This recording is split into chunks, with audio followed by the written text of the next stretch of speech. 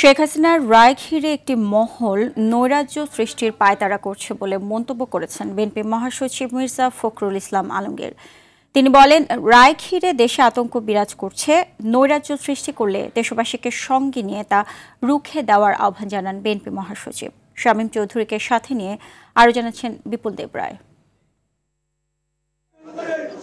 মাওলানা আব্দুল হামিদ খান ভাসানীর ৪৯তম মৃত্যুবার্ষিকী উপলক্ষে এই আলোচনা সভার আয়োজন করে বিএনপি। জাতীয় প্রেস ক্লাবে আলোচনা সভায় ভাসানীর জীবন সংগ্রাম ও নেতৃত্বে আপসহীনতার নানা স্মৃতিচারণ করা হয়।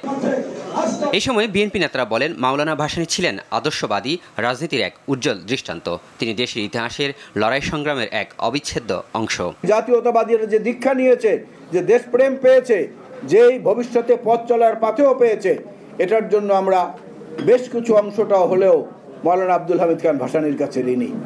আওয়ামী লীগের যে শাসন ছিল ৭২-৭৫ পর্বে, সেই আওয়ামী লীগকে তিনি নিখিল বাংলাদেশ লুটপাট সমিতি হিসেবে উল্লেখ করেছিলেন।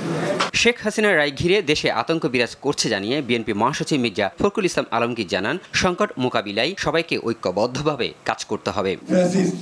হাসিনার গণহত্যার বিরুদ্ধে যেটা ট্রায়াল হয়েছে, রায় বেরোবে, এই নিয়ে একটা চরম আপনার একটা বলা যেতে পারে যে একটা অনিশ্চয়তা, একটা আতঙ্ক সারা দেশে বিরাজ করছে।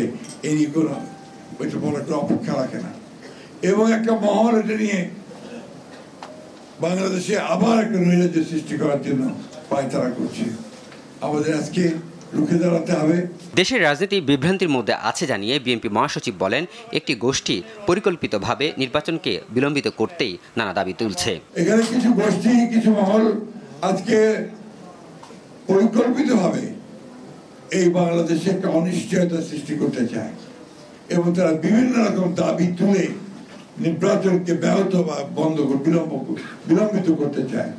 কিন্তু এই দেশের মানুষের এখন সবচেয়ে বড় প্রয়োজন যেটা, তারা হচ্ছে একটা নির্বাচিত সরকার, যার পিছনে জনগণ থাকবে। নির্বাচন একমাত্র পথ যা দিয়ে জনগণের আশা আকাঙ্ক্ষা পূরণ হবে বলে জানান মির্জা ফখরুল ইসলাম আলমগীর। নির্বাচনই হচ্ছে একমাত্র পথ। বিপুল দেবরায়, RTV, ঢাকা।